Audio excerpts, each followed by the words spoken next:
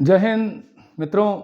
आज मैं आपके साथ एक लेसन, एक चैप्टर संविधान संशोधन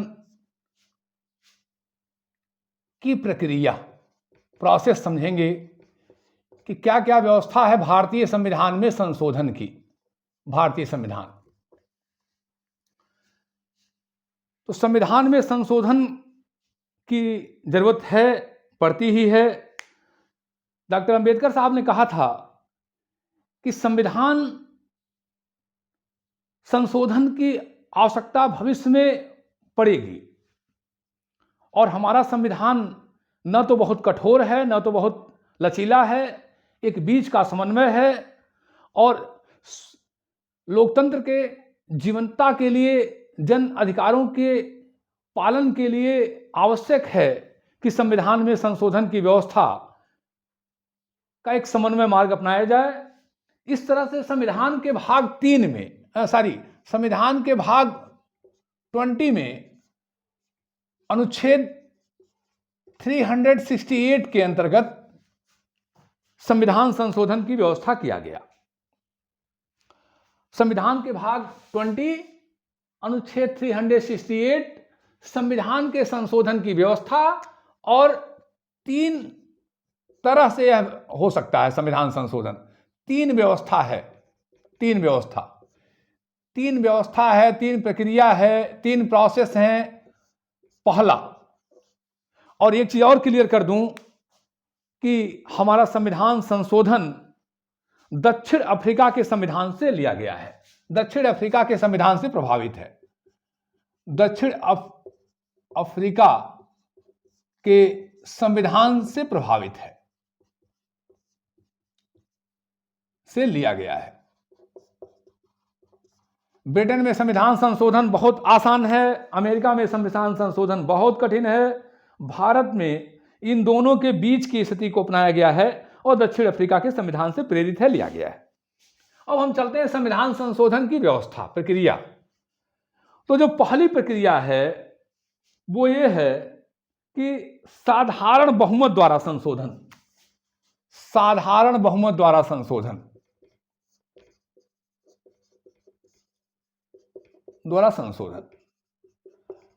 इसमें यह है कि एक साधारण तरीके से संविधान में संशोधन किया जाता है कि संसद में उपस्थित कुल सदस्यों के आधे से अधिक होने पर, कि साधारण बहुमत से तात्पर्य है कि सदन में उपस्थित और मतदान करने वाले, सदन में उपस्थित तथा मतदान करने वाले सदस्यों के आधे से अधिक सदस्यों के द्वारा ये संविधान संशोधन होता है। वास्तव में यह संविधान संशोधन की बड़ी सरल प्रक्रिया है।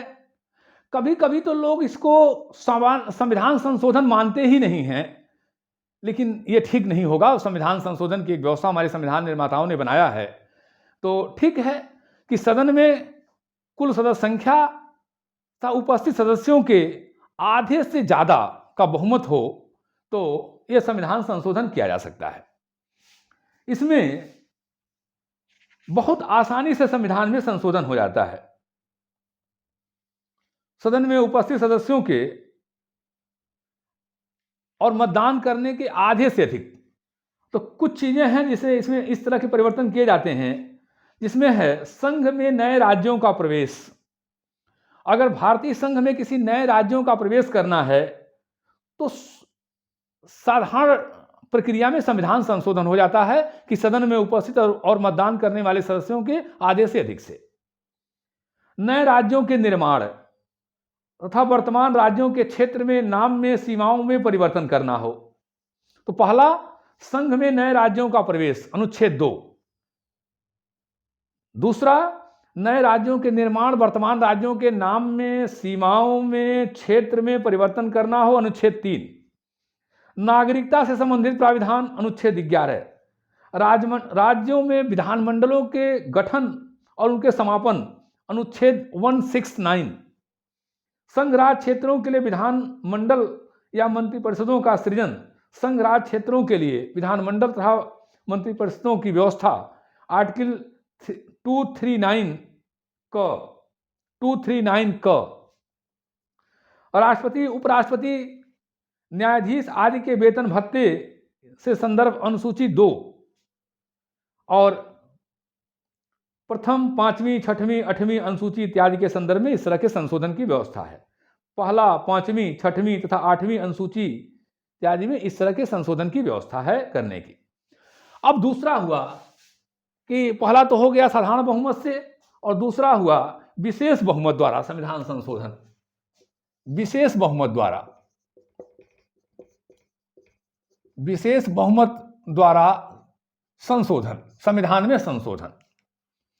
विशेष बहुमत द्वारा संविधान में संशोधन का मतलब यह हुआ कि सदन की कुल सदस्य संख्या के बहुमत, सदन के कुल सदस्य संख्या के बहुमत तथा उपस्थित और मतदान करने वाले सदस्यों के 2/3 बहुमत, सदन में के कुल सदस्य संख्या का बहुमत तथा उपस्थित एवं मतदान करने वाले सदस्यों का 2/3 बहुमत। तो एक बार मैं क्लियर और कर दूं कि यहां सदन में उपस्थित सदस्यों में आधे से अधिक लोगों का बहुमत, और यहां सदन के कुल सदस्य संख्या के बहुमत तथा उपस्थित और मतदान करने वाले सदस्यों के 2/3 बहुमत, 2/3। यहां क्या हुआ कि उपस्थित सदस्यों के आधे से अधिक, आधे से अधिक, और यहां क्या हो गया कि कुल सदस्य संख्या, कुल सदस्य संख्या का बहुमत तथा उपस्थित एवं मतदान करने वाले सदस्यों, अच्छा यहां भी मतदान करने वाला शामिल है, ध्यान रखिएगा, मतदान करने वाले, भाई मतदान करेंगे तभी तो ठीक रहेगा, मतदान करने वाले, कुल तथा उपस्थित एवं मतदान करने वाले सदस्यों के 2/3 बहुमत, 2/3 बहुमत चाहिए, 2/3 मेजॉरिटी। तब संविधान में कुल सदस्य संख्या का बहुमत, संसद के कुल सदस्य संख्या, ये संसद की बात हो रही है, संसद, तो संसद के कुल सदस्य संख्या का बहुमत तथा उपस्थित एवं मतदान करने वाले सदस्यों के 2/3 बहुमत से संविधान में संशोधन होता है। यह दूसरी प्रक्रिया है। और बहुत सारे संविधान में ऐसे संशोधन हैं जो पहले और तीसरे संशोधन से बच जाएंगे, वो सारे संशोधन इस माध्यम से होंगे। तीसरा, विशेष बहुमत तथा आधे राज्यों के विधानमंडल का समर्थन। अब इसमें बहुत कठिन प्रक्रिया हो गई, यह प्रक्रिया बहुत कठिन हो गई। तो दूसरा थोड़ा और क्लियर कर दूं यहां, विशेष बहुमत वाला, कि इसमें मूल अधिकार, नीति नियंत्रण तत्व तथा संविधान के अन्य सभी व्यवस्थाएं, मूल अधिकार, इसकी बात मैं कर रहा हूं कि मूल अधिकार, राज्य के नीति नियंत्रण तत्व तथा ऐसी व्यवस्थाएं जो प्रथम और तृतीय में नहीं होंगी, उनका संविधान संशोधन दूसरी व्यवस्था के तहत आएगा। अब तीसरा हुआ कि विशेष बहुमत तथा आधे राज्यों के विधानमंडल का समर्थन, आधे राज्यों के विधानमंडलों का समर्थन। अब विशेष बहुमत में क्या हो गया कि संसद के कुल सदस्य संख्या, संसद के कुल सदस्य संख्या का बहुमत तथा उपस्थित एवं मतदान करने वाले सदस्यों का बहुमत, संसद की कुल सदस्य संख्या का बहुमत तथा उपस्थित एवं मतदान करने वाले सदस्यों का 2/3 बहुमत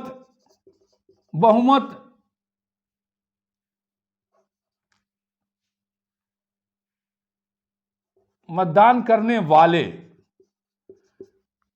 प्लस पूरे भारत में जितने राज्यों के विधानमंडल हैं, आधे से अधिक राज्यों कम से कम आधे राज्यों के विधानमंडल का समर्थन, कम से कम आधे राज्यों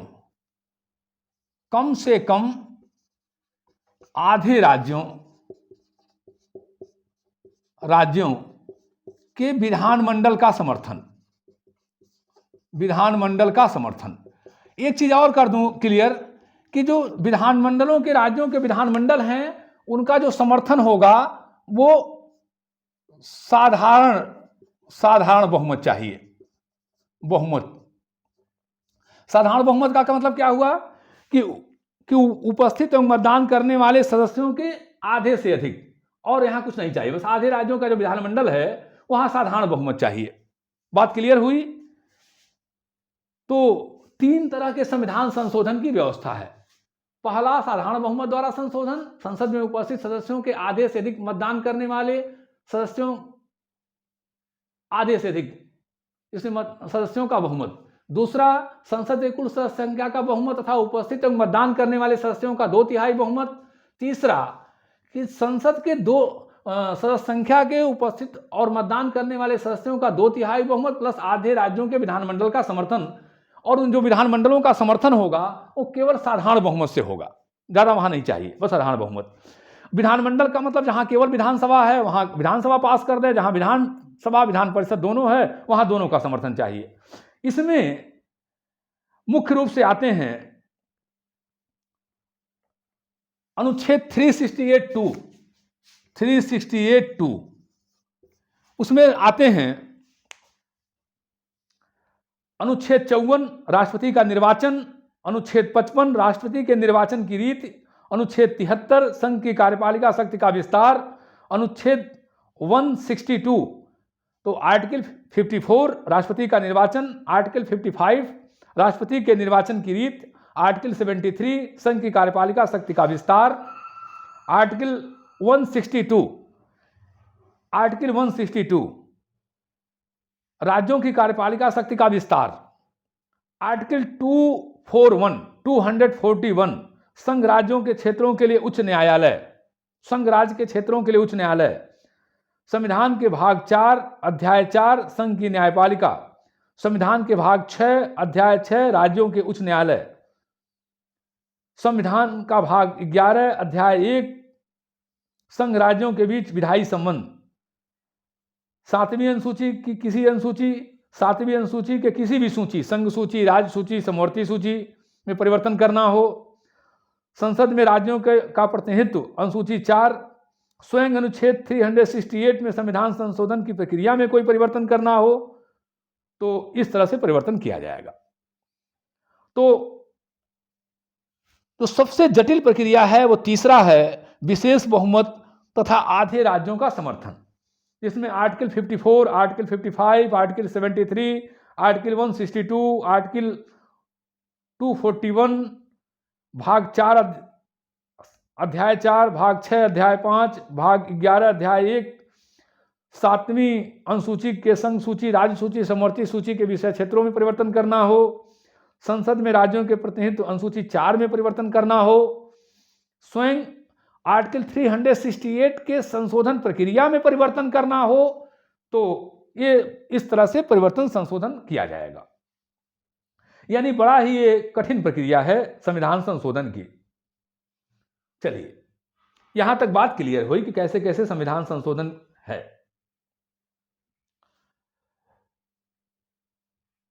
अब अनुच्छेद 24 में संविधान के संशोधन, संविधान संशोधन 24वां संशोधन द्वारा 1971 द्वारा यह व्यवस्था किया गया कि यदि संविधान संशोधन राष्ट्रपति महोदय के पास जाता है संसद से पूरी प्रक्रिया के तहत या जहां विधानमंडलों की आवश्यकता है उस प्रक्रिया के तहत, यानी ये इस प्रोसेस के माध्यम से अगर संविधान संशोधन पास होकर के जाता है तो राष्ट्रपति उसे पुनर्विचार के लिए लौटा नहीं सकते हैं, यानी राष्ट्रपति का अनुमति आवश्यक है। राष्ट्रपति महोदय को अपनी अनुमति देना पड़ेगा, माने वो ना तो अनुमति देना है, उसे पुनर्विचार वगैरह के लिए नहीं लौटा सकते हैं। ये बात क्लियर हो गई। दूसरा बात क्लियर कर दूं कि संविधान संशोधन का जो पहल वो केवल भारत की संसद कर सकती है, राज्यों को ये संसद को अधिकार है पहल करने का। एक चीज और क्लियर कर दूं कि जब साधारण विधेयक पर विवाद होता है लोकसभा और राज्यसभा में, तो आर्टिकल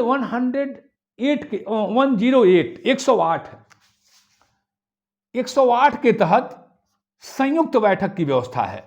संयुक्त बैठक, लोकसभा और राज्यसभा की संयुक्त बैठक राष्ट्रपति महोदय बुलाएंगे, उसकी अध्यक्षता लोकसभा के अध्यक्ष करेंगे, लेकिन संविधान संशोधन में यह व्यवस्था नहीं है। व्यवस्था नहीं, यानी संविधान संशोधन में संयुक्त अधिवेशन की व्यवस्था नहीं है। अगर गतिरोध पैदा हुआ तो संविधान संशोधन रद्द होगा, क्योंकि वहां संविधान संशोधन में संयुक्त बैठक की व्यवस्था नहीं है। बात क्लियर हो गई? अभी मैं क्लियर करता चलूं, एक एक सोच रहा हूं ताकि कल आपकी दिक्कत ना हो। अब हम आते हैं कि संविधान संशोधन की व्यवस्थाएं क्या चलती रहीं।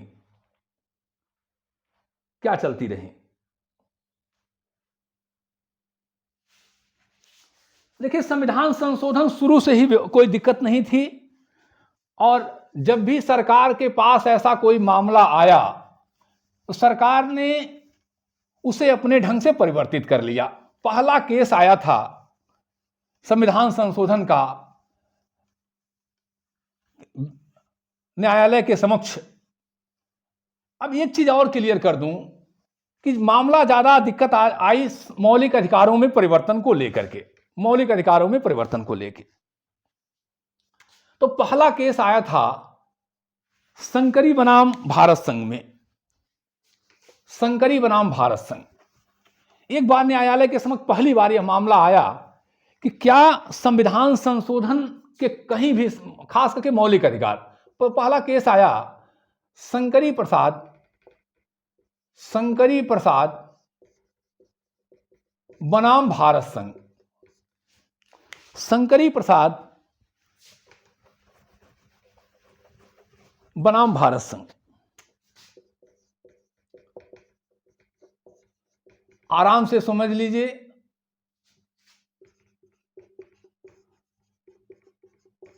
ये पहला केस आया 1951 में माननीय सुप्रीम कोर्ट के सामने। सुप्रीम कोर्ट कि क्या संविधान संशोधन करने का, मौलिक अधिकारों के परिवर्तन करने का अधिकार संसद को है। एक मामला है अनुच्छेद 13(2) का, जो मैं क्लियर कर दूं, आर्टिकल 3(2). ये कहता है कि राज्य ऐसी कोई विधि नहीं बनाएगा, राज्य कोई विधि नहीं बनाएगा जो संविधान के भाग 3 यानी मौलिक अधिकारों को सीमित करे या समाप्त करे। सीमित करे या न्यून करे, समाप्त करना से बढ़िया है न्यून करे। तो ये मामला आर्टिकल 13(2) कहता है कि राज्य कोई विधि नहीं बनाएगा, कोई ऐसी विधि नहीं बनाएगा, थोड़ा शब्द और अच्छा कर लीजिए, कोई ऐसी विधि नहीं बनाएगा जो संविधान के भाग 3 यानी मौलिक अधिकारों को सीमित करता हो, न्यून करता हो। अब सवाल उठा कि क्या 13(2) के अंतर्गत अनुच्छेद 368 आता है, संविधान संशोधन आता है? ये पहला संविधान संशोधन इसमें आता है कि नहीं आता है, अब यही क्लियर करना था। तो माननीय सुप्रीम कोर्ट ने कहा संकरी प्रसाद बनाम भारत संघ में कि अनुच्छेद 368 13(2) में नहीं आता है। ये विधि शब्द में नहीं, सारा बवाल इसी शब्द में है, विधि। विधि शब्द में नहीं आता है। तो जब विधि शब्द में नहीं आता है, यानी संविधान, यानी संसद मौलिक अधिकारों में भी संशोधन कर सकता है। कहां कर सकता है? मौलिक अधिकारों में भी संशोधन कर सकता है। मौलिक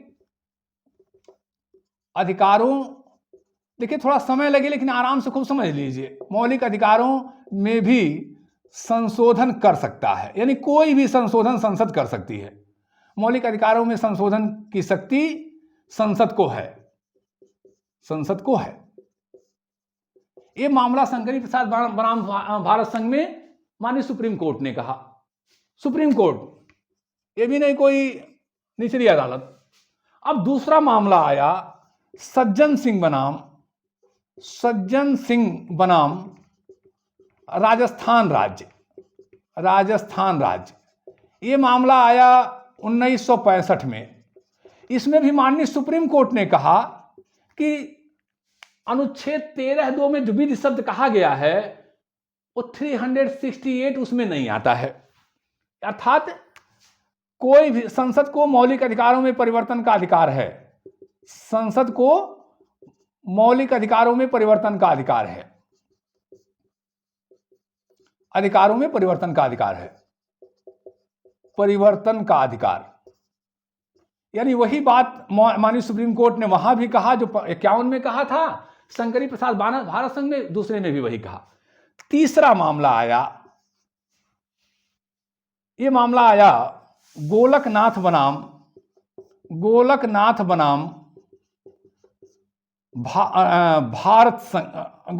बनाम पंजाब राज्य केस में। पंजाब राज्य केस मामला सुप्रीम कोर्ट में आया। गोलकनाथ बनाम पंजाब राज्य केस मामला सुप्रीम कोर्ट में आया। सुप्रीम कोर्ट ने कहा, और मजे की बात आपको बता दूं कि 11 सदस्यीय पीठ थी, 11 सदस्यीय पीठ। फैसला 6-5 का बहुमत था। माननीय सुब्बाराव साहब चीफ जस्टिस थे, तो माननीय सुब्बाराव जी चीफ जस्टिस थे, और उन्होंने कहा कि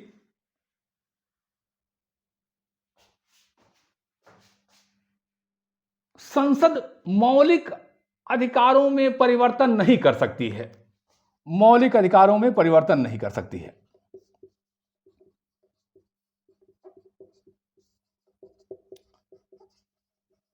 परिवर्तन नहीं कर सकती है,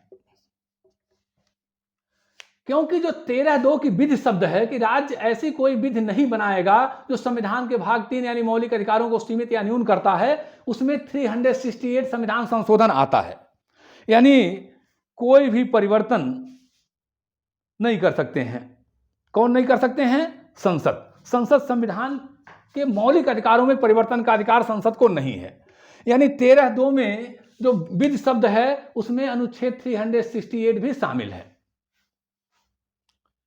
ये माननीय सुप्रीम कोर्ट ने कहा। अब और थोड़ा क्लियर कर दूं कि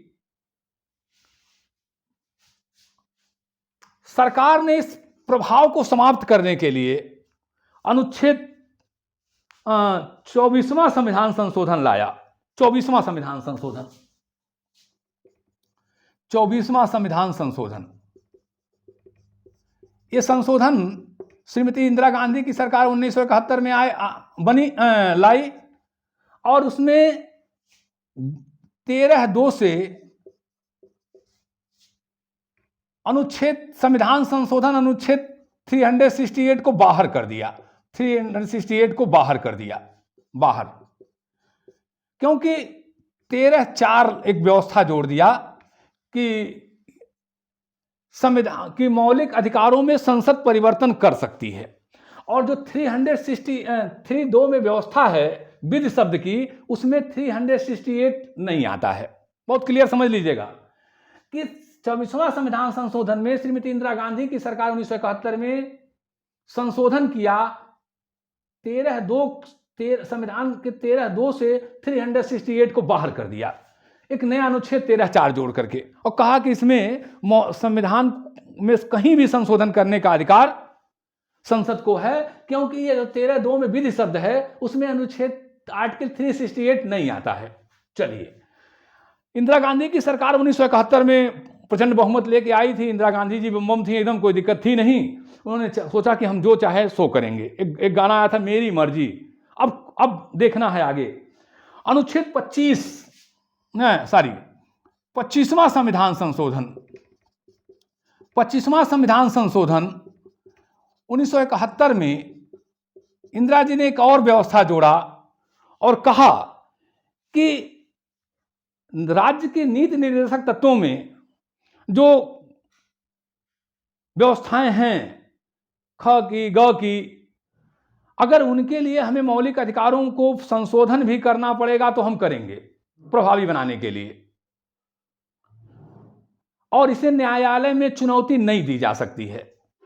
न्यायालय में चुनौती नहीं, न्यायालय में चुनौती नहीं दी जा सकती है, नहीं दी जा सकती।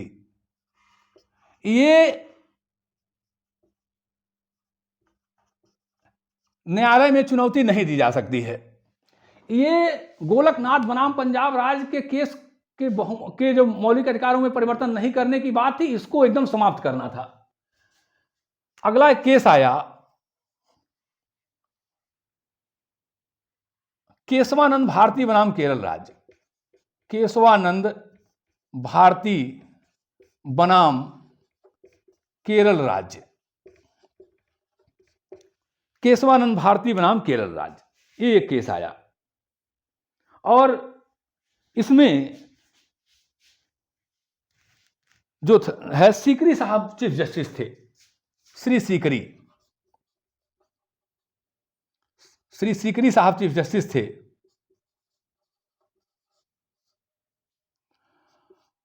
13 सदस्यीय पीठ थी